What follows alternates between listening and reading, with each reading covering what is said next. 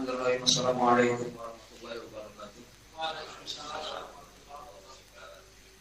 Alhamdulillah wa syukurillah wa la hawla wa la quwwata illa billah.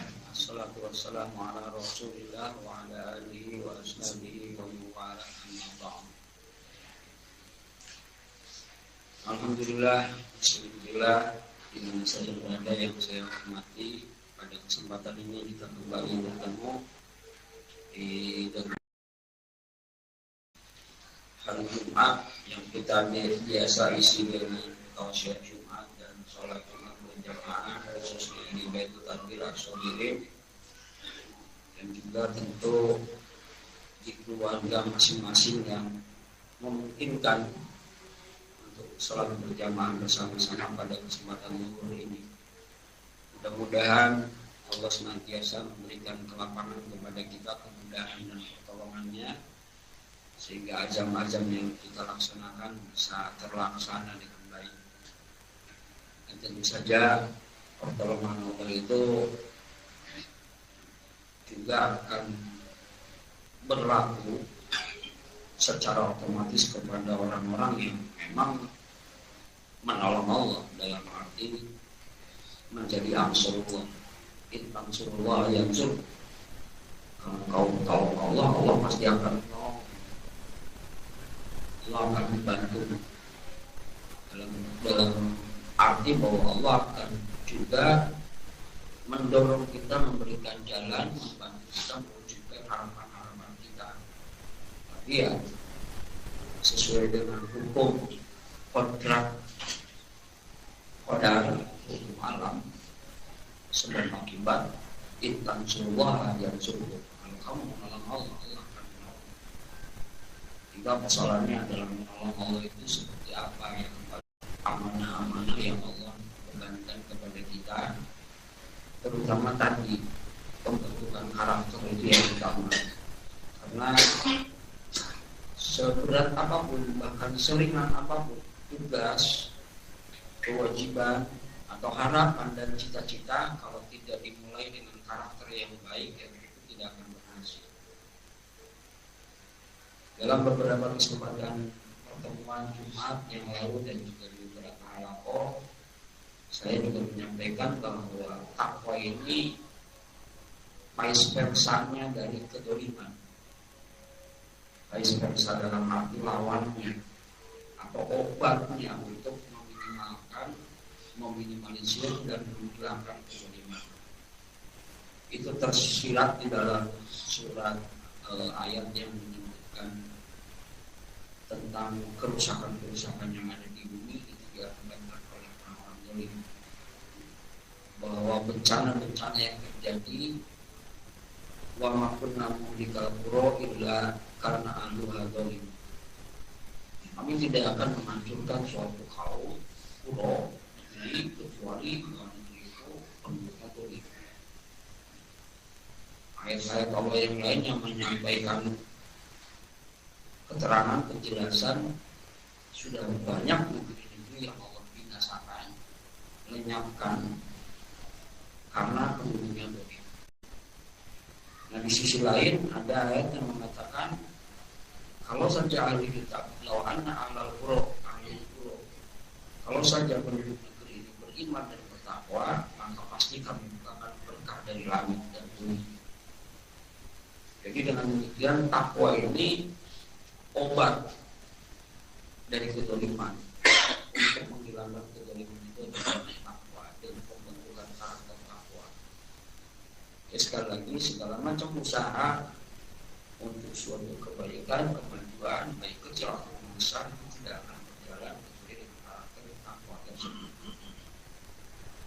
Karakter takwa ini kalau kita dalami luas sekali dan bagus sekali, cuma mungkin disimpulkan oleh Imam Abdul Halim dengan satu bahasa yang disebut disiplin. Takwa itu disiplin, jadi mulai dengan sabar, dengan sholat, dengan pemikiran, dengan mustaqim, jelas, dan seterusnya, itu diwakili dengan satu nama, satu bahasa, satu kata, disiplin, agar mudah mencernanya aja. Tapi kalau kita mau preteli, mau pecah satu persatu dari kalimat asor itu spektrumnya luas sekali, dan itu diterapkan. Kalau Allah mengibaratkan konsep kehidupan ini seperti pohon yang tumbuh, maka sebetulnya segala sesuatu itu memiliki karakter-karakter yang sama dengan tumbuhan. Sesuatu yang tumbuh akan memiliki karakteristik yang mirip-mirip dengan perumpamaan yang Allah sampaikan, yaitu pohon. Termasuk ketika kita menumbuhkan pribadi kita menjadi orang yang tangguh, yang pintar, yang baik, yang kuat. Kita menumbuhkan keluarga kita menjadi keluarga thayyibah, kita menumbuhkan jamaah kita menjadi jamaah yang juga dohir, maka kita menumbuhkan negeri kita menjadi negeri yang maju. Itu pun sebetulnya tidak lepas dari DNA pohon, karakteristik pohon yang Allah sampaikan di dalam perumpamaannya. Nah, sehingga kalau kita berbicara masalah kedzaliman, ketakwaan dalam suatu kaum, suatu negeri, ini juga akan bisa kita kopas dalam pembentukan pribadi masing-masing. Bahwa kedzaliman yang dilakukan oleh pribadi masing-masing itu akan berakibat buruk pada dirinya, dan ketakwaan yang dilakukan oleh setiap individu juga akan berakibat baik bagi dirinya sendiri. Demikian kalau kita kopas ke dalam keluarga, maka ketakwaan yang tumbuh di dalam suatu keluarga juga akan membuat kuat keluarga itu. Sebaliknya kedzaliman yang tumbuh di dalam suatu keluarga juga akan membuat keluarga itu pecah, binasa. Itu yang saya maksud. Sehingga kalau kita berbicara masalah ketakwaan, amal soleh, ihsan, kedzaliman, kita tidak bisa serta-merta menunjuk orang lain, figur lain, jamaah lain, atau pihak lain. Akan lebih baik kalau kita memulainya dengan istighfar, yaitu memulai dengan diri sendiri. Sudah sejauh mana kita bisa menerapkan karakter-karakter takwa itu kepada diri sendiri, kemudian diterapkan di dalam lingkup yang paling kecil keluarga. Saya agak heran ketika membaca tentang salah satu karakter kedzaliman, yaitu yang ta'adda hududallah. Wa may yata'adda hududallah fa ulaika humuz zalimun. Barang siapa yang melanggar batasan-batasan Allah, mereka itulah orang-orang zalim. Saya cari di dalam Al-Qur'an dengan indeks Quran kata hududallah. Setiap kalimat hudud itu senantiasa berbicara tentang hubungan suami istri, tentang talak, tentang pemberian nafkah, gitu ya. Banyak kan tentang talak. Kalau talak kemudian bahkan kalau rujuk lagi ayat tarojah, kalau mereka ingin kembali untuk yuqimah hududullah, untuk menegakkan hududullah. Demikian pun ketika bercerai, bahkan ketika pembagian waris, itu pun hudud. Jadi berbicara hudud itu lebih spesifik kepada keluarga. Bahkan lebih banyak ayat-ayat tentang hubungan suami istri. Bahkan tentang talak hududnya. Jadi saya mencoba menyimpulkan bahwa hudud Allah adalah hak dan kewajiban, batasan-batasan, perjanjian. Hari hudud itu batasan, batas nama air. Kalau misalnya ada dua tanah yang berdampingan, maka batasnya mana dua tanah itu? Digaris batasnya sebelah sini, itu hudud, had, batasan. Sehingga ada kesepakatan antara dua pemilik kebun tersebut atau dua pemilik rumah itu, kesepakatan. Berarti kamu tidak boleh menanam atau bikin bangunan di lahan saya. Saya tidak akan bikin bangunan di lahan kamu. Akan seperti itu. Demikian juga kalau kita ada transaksi perjanjian sewa menyewa, perjanjian jual beli, perjanjian kontrak karyawan, itu adalah batasannya. Saya akan memberi gaji kepada kamu sebulan sekian, kamu bekerja dari mulai jam 8 segitu, itu hudud, batasan-batasan. Sehingga ketika berbicara hudud itu lebih spesifik di dalam masalah keluarga, dan kemudian Allah tutup dengan nama ya ta'ala hudud Allah wa ulaika humuz zalimun. Barang siapa yang melanggar hududullah, mereka itulah orang zalim. Jadi kita perlu waspada bahwa kezaliman pun sangat rentan terjadi.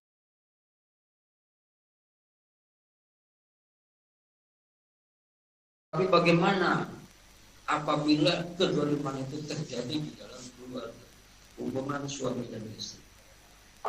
Maka saya menyimpulkan yang dimaksud dengan hududullah adalah hak dan kewajiban. Di mana hak seorang istri, kewajiban seorang istri, hak bapak, kewajiban seorang suami, dan hak seorang suami, juga anak-anak. Ini yang harus benar-benar kita cermati, kita waspadai. Karena ketika kita langgar hak dan kewajiban tersebut, itu yang ta'adda hududullah, melanggar batasan-batasan Allah. Di antaranya banyak sih sebetulnya ayat-ayat tentang, saya coba sampaikan yang sering kita baca, Ar-rijalu qawwamuna 'alan nisa bima faddalallahu ba'dahum 'ala ba'din wa bima anfaqu min amwalihim. Was-salihatu qanitatun hafizatun lil ghaibi bima hafizallah. Wa la yakhafuna nuzulahum 'alayhinna wa ajruhunna bima darajin wa tadribuhunna. Fa in ata'nakum fala tabtaghu 'alaihinna sabila innallaha kana 'aliman kabira. Ini salah satu hak antara pasangan suami istri. Dan seperti saya katakan di ayat-ayat tentang talak juga mengenai sebentar saya bacakan tentang hudud yang lain.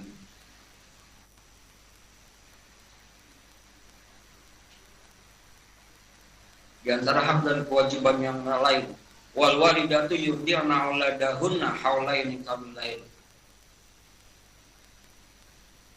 Ibu-ibu walidah yang melahirkan, yurdi'na auladahunna, menyusui anak-anak mereka haulaini kamilaini, 2 tahun secara sempurna. Liman aroda ayyutim mardoa, bagi siapa yang menghendaki untuk menyusui secara sempurna. Wa 'alal mauludi rizquhunna wa kiswatuhunna bil ma'ruf. Wa 'alal mauludi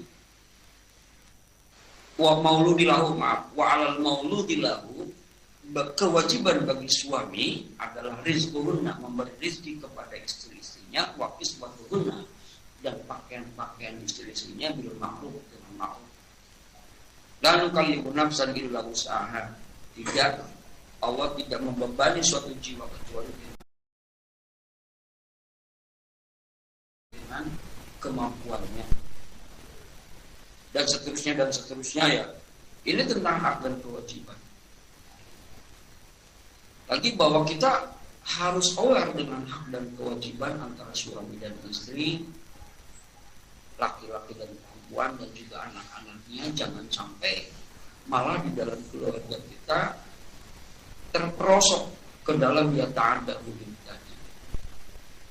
Karena kalau sudah terperosok ke dalam ya ta'adda hudud Allah, kemudian terkategorikan ada kedzaliman di situ, maka yang saya khawatirkan akan rusak, akan binasa, akan amber akan bilang. Saya khawatirkan seperti itu. Nah, sehingga kita mulai berbicara tentang apa hak dan kewajiban. Kalau kita saklo kepada Quran tadi, yang memang Quran mah tidak kalau saya ingat bahwa Quran itu bukan mendatangkan sesuatu hal yang baru. Quran itu bukan mendatangkan hukum-hukum yang baru yang tadinya tidak ada. Quran itu hanya memperlihatkan yang tadinya tidak terlihat. Sehingga kalau kata Quran bahwa kewajiban laki-laki adalah memberi nafkah kepada istrinya dan juga pakaiannya dengan ma'ruf, itu sebetulnya bukan Quran yang mewajibkan itu. Memang secara alamiah kewajiban suami adalah seperti itu. Mau ada Quran ataupun tidak, kan begitu makanya. Nah, Quran menjelaskan lebih detail, lebih gamblang. Bahkan Quran itu kan sifatnya mengingatkan, ingat. Nah, tetapi tentu saja Quran juga tidak hanya mengingatkan kepada para suami, tetapi juga para istri. As-solihatu hafidat qanitun hafizatun bil ghaibi bima hafizallah. Termasuk kepada para istri. Allah pun mengingatkan bahwa istri-istri yang soleh adalah istri-istri yang setia, yang menjaga apa yang seharusnya Allah minta jaga ketika suaminya tadi. Ini nota menjaga naon. Istri itu kudu ngajaga sesuatu yang minta Allah jaga apa? Ya jaga hudud. Jaga hudud Allah. Jaga batasan-batasan yang Allah berikan hak kepada suami. Batas-batas kemudian qanit, setia kepada suami.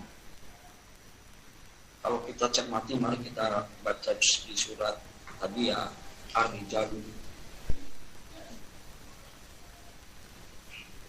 Ar-Rijalu qawwamuna 'ala nisa. Laki-laki itu qawwamun, yang bikin qawwam itu yang menopang, yang membuat berdirinya perempuan.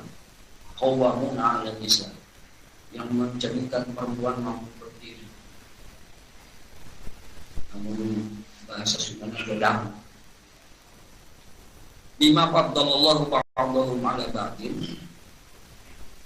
karena Allah telah memberikan karunia sebagiannya atas sebagian yang lain, wa bima anfaqu min amwalihim, dan karena laki-laki mengeluarkan infak dari hartanya, infak belanja. Ini bukan Quran sebetulnya yang mengatakan atau menentukan hal tersebut. Secara universal, kewajiban seorang suami adalah memberikan nafkah. Ini universal begitu. Quran mengingatkan, kalau suami tidak memberikan nafkah kepada istrinya, bisa dikatakan bahwa si suami tersebut tidak menjadi qawwamun 'ala nisa. Qawwam membuat perempuan berdiri. Sekarang namun tidak diberi nafkah ke suami, mau dari mana istrinya mendapatkan? Bisa berdiri, bisa sehat lah, bisa kerja dari istri yang baik.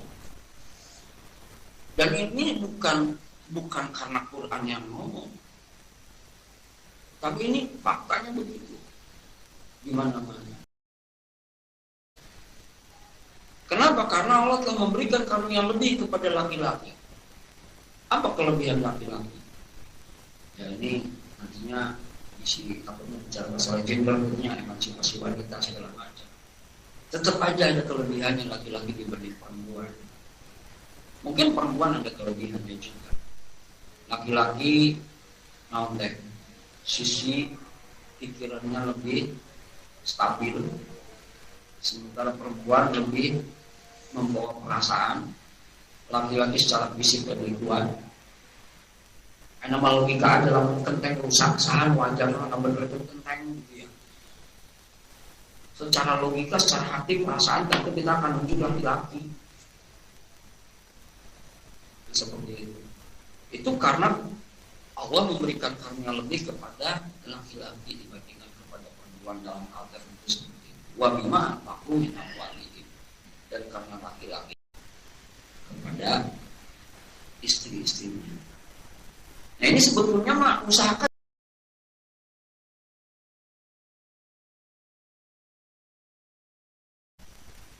kudu nama aya jodang no nahan, tapi gimana ditahan kan dibalik mereka.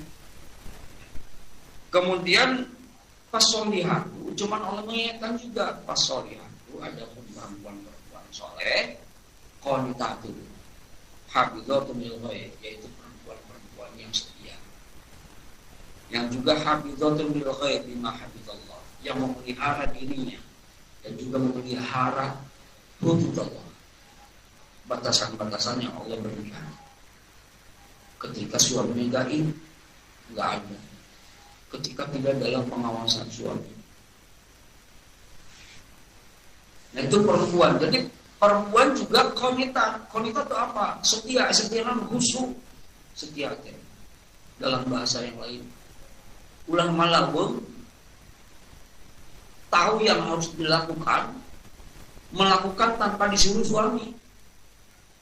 Segala alam semesta maka Allah kullun lahu qanitin, semua bulan bintang matahari semuanya qanitin kepada Allah. Setia tuh sekali suruh sudah semuanya begitu terus, tidak pernah bulan malawung, tidak pernah matahari kudu terbit tiba-tiba aduh poho gitu, nggak ada. Semuanya qanitin sesuai dengan tugasnya dan tidak perlu diawasi, tidak perlu diperhatikan terus, tidak perlu ditegur. Qanitin.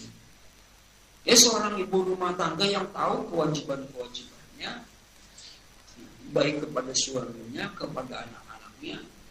Tak perlu bicarakan ke suaminya. Ketika diberi dan rezeki ke suaminya dipakai dengan baik. Kan gitu. Itu qanitah artinya. Dan juga menjaga hudud tadi.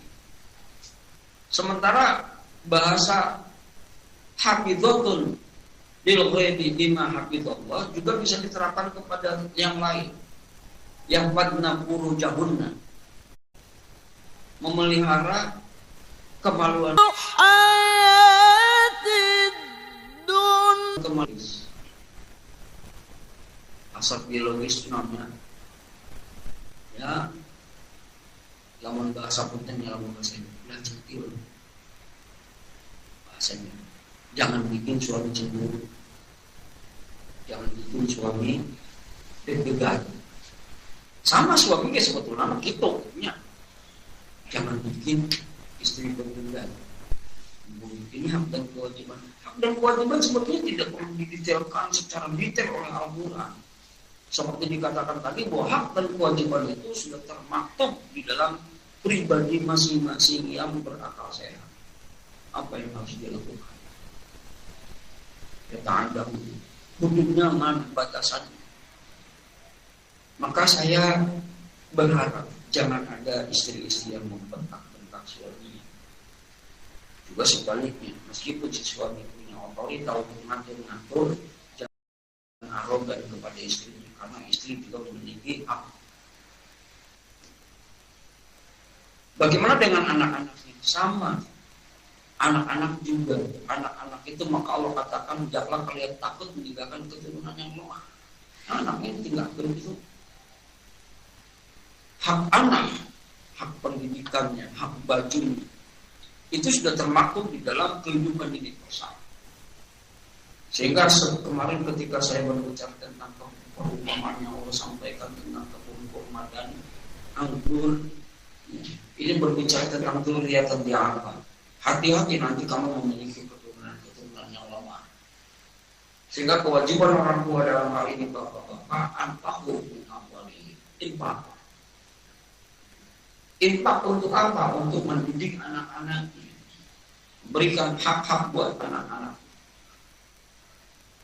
Hak naonnya, hak pendidikan terutama. Jadi jangan capek nyapalkan anak. Dalam surat berapa tuh? Al-Baqarah 26 Al-Kahfi surat 18 ayat 26 kalau salah. Itu kan menceritakan tentang perumpamaan seseorang memiliki kebun anggur, buah-buahan yang banyak di situ, sementara dia sampai masa tuanya dan memiliki keturunan yang lemah. Itu perumpamaannya seperti kebun anggur yang kemudian ditiup angin yang mengandung api. Jadi dalam bahasa saya yang sederhana, Yesus kita peran tua jangan bermimpi dulu punya anggur, punya kebun anggur, punya kebun kurma. Jangan bermimpi dulu yang boga rumah mewah, bisnis banyak, mobil bagus, handphone hebat. Kenapa yang harus kita pikirkan itu semua itu cuma sia-sia kalau keturunan kita itu lemah-lemah. Maka harus kita fokuskan bagaimana apa yang kita miliki ini kita harus memprioritaskan agar generasi kita generasi kuat. Jadi bapak-bapak, ibu-ibu sabarlah didik anak-anak. Jadi anak-anak soleh. Jadi anak-anak yang bertakwa. Dan itu pun yang Allah katakan wa yakhshal ladzina law taraku min khalqihim dzurriyyatan dha'afan khafu 'alaihim. Hendaklah mereka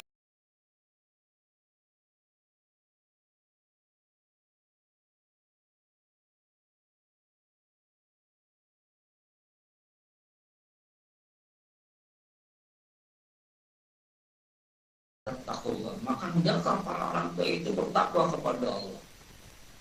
Wa yaqulu qawlan sadida, dan berkatalah dengan perkataan yang jelas. tepat sasaran, lugas. Dalam hal orang tua harus bertakwa kepada Allah. Kenapa? Karena takwanya orang tua itu akan menjadi contoh bagi anak. Kalau bapak ibunya tidak pernah tepat waktu, anaknya juga tidak akan tepat waktu.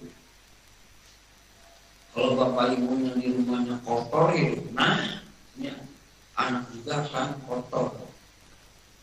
Kalau bapak ibunya ngajaran bohong, berbicara bohong kepada anaknya juga akan bohong. Dan itu menjadi aksioma. Atau kenapa? Karena anak-anak selama masa kecil dia itu membaca, menjiplak, mengcopy paste apa yang dia lihat. Dalam usia anak-anak yang relatif balita, dari mulai balita sampai sekitar usia SD, dia itu mengcopy tokoh-tokoh yang dia lihat. Kalau orang tuanya sering berkata kasar, maka anak-anaknya juga akan cenderung sering berkata kasar. Kalau orang tuanya, makanya kalau orang tuanya menjanjikan, sodekin, ada sodekin itu orang benar. Hati-hati kalau orang tuanya ingkar janji kepada anaknya, ini akan dikopi paste oleh anaknya. Jangan janji ke anak-anak. Nanti kalau kamu ranking 1, kamu ranking motor. Udah ranking 1, motornya nggak dibeliin, atau balik-balikin sepedanya nggak dibeliin. Itu catat benak anak. Jangan janji. Jangan ngajarin bohong. Jadi kembali Bapak Ibu semuanya, saya menyampaikan hal ini agar kita lebih waspada. Sangat jelas ayat-ayatnya bahwa faktor yang paling fundamental yang membuat segala bencana, segala kesulitan, segala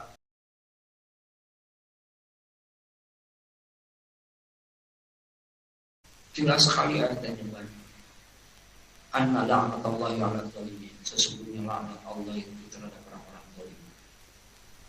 Wala 'udwana illa 'alal zalimin. Tidak ada pemusuhan kecuali kepada orang-orang zalim. Jadi jelas sekali. Zalim ini sudah banyak membuat kerusakan di mana-mana. Sehingga wanti-wanti jangan sampai karakter kezaliman ini ada pada diri kita, membuat diri kita sendiri rusak, bahkan membuat keluarga kita berantakan. Ini yang harus kita waspadai. Caranya seperti apa? Kembali bahwa untuk mengobati kezaliman, satu-satunya cara adalah takwa. Takwa. Meskipun ini bukan harga mati dalam arti letter-letter kudu dan 10 semua, bukan. Semua tumbuh. Karena seperti dikatakan tadi, konsep kehidupan itu tumbuh. Tidak ada targetnya. Benten 10, targetnya benten 11. Ini tidak ada target. Semakin tumbuh, semakin tumbuh, semakin tumbuh, semakin tumbuh. Sampai di mana? Paruh habis sama. Pokoknya mau ujungnya di langit dan di mana. Jadi kalau kita berbicara masalah sabar, sabar tidak ada batasnya. Seperti itu. Sabar tidak ada batasnya. Sodekin tidak ada batasnya. Bersih aja tidak ada batasnya. Kau masih membersih, Satya bersih, lu itu bersih. Bisa tambah bersih, sampai gimana? Nggak tahu. Pokoknya paling bersih dari mana? Itu konsep kehidupan seperti itu. Jadi bukan berdasarkan nilai. Saya kalau dinilai bagus benten 10, sabar, nggak ada. Kalau memang udah benten 10, tingkatkan lagi ke tingkat nilai 11, 12, 14, 15, dan seterusnya. Demikian pun berbicara kedoliman. Kedoliman itu juga bukan berarti kedoliman tingkatnya harus. Ini kan kedoliman kalau nilainya 10, tidak ada nilai seperti itu. Kedoliman terkecil, agak besar, kita minimalkan syukur 0 meskipun tidak mungkin. Syukur.